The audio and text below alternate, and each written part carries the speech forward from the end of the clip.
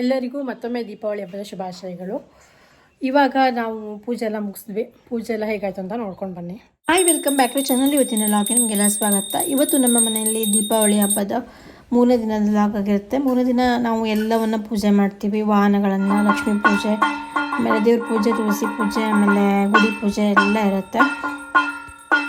ನಮ್ಮ ಪದ್ಧತಿಗಳೆಲ್ಲ ಎಷ್ಟು ಚೆನ್ನಾಗಿದೆ ಅಂತ ನೋಡಿ. ಯೋಚನೆ ಮಾಡೋಕ್ಕೆ ಹೋದರೆ ಭೂಮಿಯನ್ನು ಪೂಜೆ ಮಾಡ್ತೀವಿ, ಆಮೇಲೆ ನೀರನ್ನು ಪೂಜೆ ಮಾಡ್ತೀವಿ, ನಾವು ಬಳಸೋ ಪ್ರತಿ ವಸ್ತುಗಳನ್ನು ಕೂಡ ಪೂಜೆ ಮಾಡ್ತೀವಿ. ಈ ದೀಪಾವಳಿಯಲ್ಲಿ ನಮ್ಮ ಕಡೆ ಆಯುಧ ಪೂಜೆಯನ್ನು ದೀಪಾವಳಿಯಲ್ಲಿ ಮಾಡ್ತೀವಿ. ನವರಾತ್ರಿ ಮಾಡೋದು, ದಸರಾ ಟೈಮಲ್ಲಿ ಮಾಡಲ್ಲ. ಈ ಸಲ ನಾವು ಲಕ್ಷ್ಮೀ ಪೂಜೆನ ಮುಂಚಿನ ದಿನವೇ ಮಾಡಿದ್ವಿ. ಲಕ್ಷ್ಮೀ ಪೂಜೆ ದಿನವೇ, ಅಮಾವಾಸ್ಯೆ ದಿನವೇ ಮಾಡಿದ್ವಿ. ಸೊ ಇದು ನೆಕ್ಸ್ಟ್ ಡೇ ಕಂಟಿನ್ಯೂ ಮಾಡ್ತಾಯಿದ್ದೀನಿ.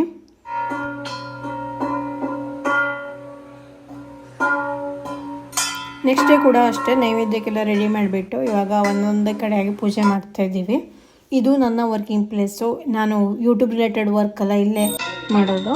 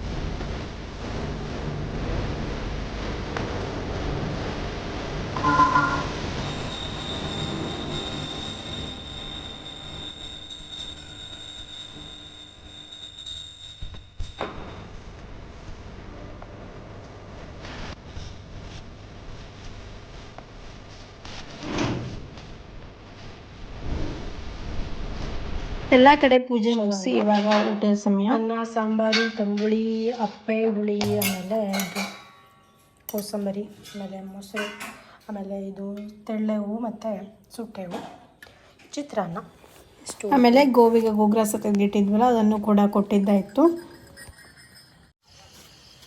ಬಾ ಬಾ ಬಾ ಬಾ ಬಾ.